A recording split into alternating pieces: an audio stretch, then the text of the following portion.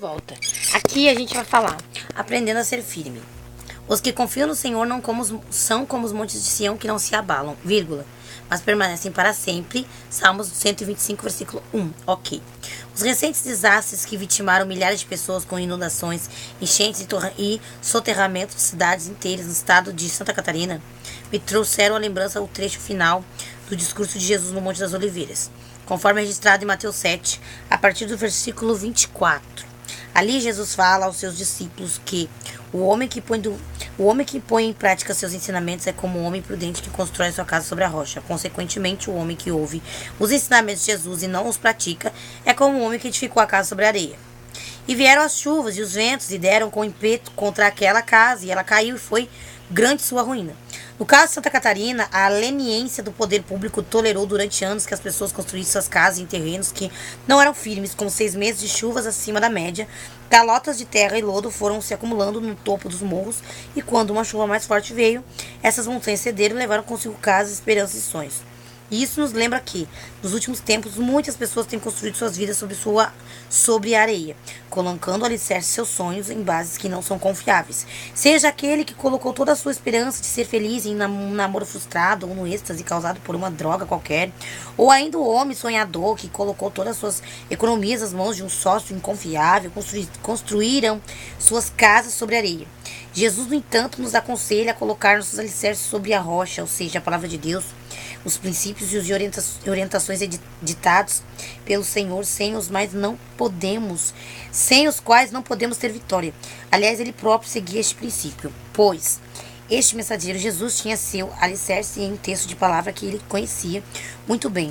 O Salmo de Davi, ouve bem para você ver, o Salmo de Davi aqui diz, o Salmo de Davi ensina: os que confiam no Senhor são como os montes de Sião que não se abalam, mas permanecem para sempre. O Monte Sião é a colina em cima da qual foi construída a cidade de Jerusalém, uma rocha que tem atravessado milênios.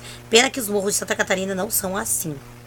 E nós seguimos este preceito bíblico: somos como o Monte Sião que não se abala. Ou será que basta apenas uma dificuldade na caminhada para nos abalarmos de novo e por qualquer detalhe ameaçamos deixar a caminho dos irmãos, a família, o relacionamento com Deus? Ok. Não estou sugerindo aqui que o cristão deve ter sangue de barata e ficar impassível diante de crises e dificuldades. Pelo contrário, o próprio Jesus, horas de sofrer a agonia do Calvário, disse aos seus amigos: a minha alma está profundamente triste até a morte, ficai aqui e vigiai comigo.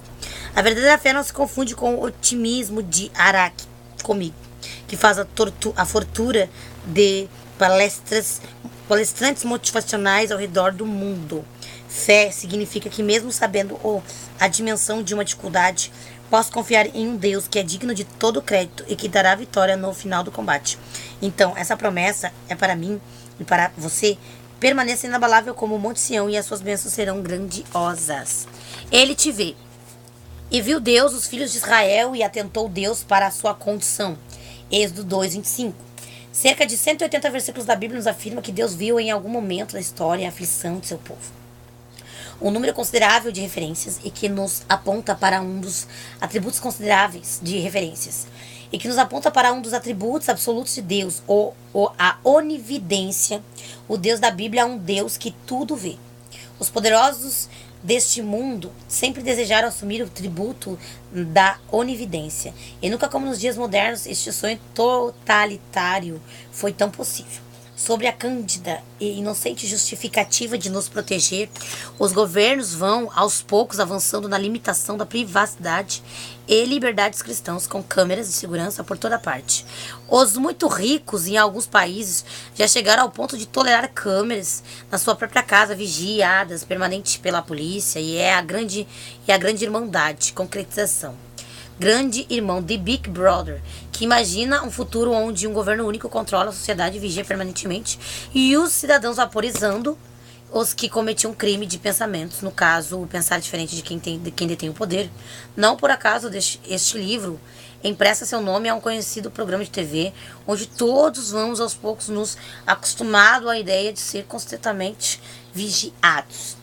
A Bíblia claramente fala de um tempo futuro onde um governo corrupto e universal pretenderá tomar o controle absoluto da sociedade. buscando substituir até mesmo o lugar de Deus em nossas vidas. Entretanto, sabemos que quando um governo humano quer controlar cada passo dos cidadãos, o seu real objetivo é exercer o poder pelo medo. Muito diferente do poder de Deus, do que tudo vê e que pode nos auxiliar em cada passo de nossas vidas. Se a Bíblia nos garante que Deus tudo vê, esteja certo que Ele tem visto tua aflição, teus medos, teus desesperos. Talvez você às vezes se sinta ignorado, desprezado, um João Ninguém. Saiba, no entanto, que Deus te vê e te valoriza a tal ponto de ter entregado seu próprio filho na cruz do Calvário para morrer por você.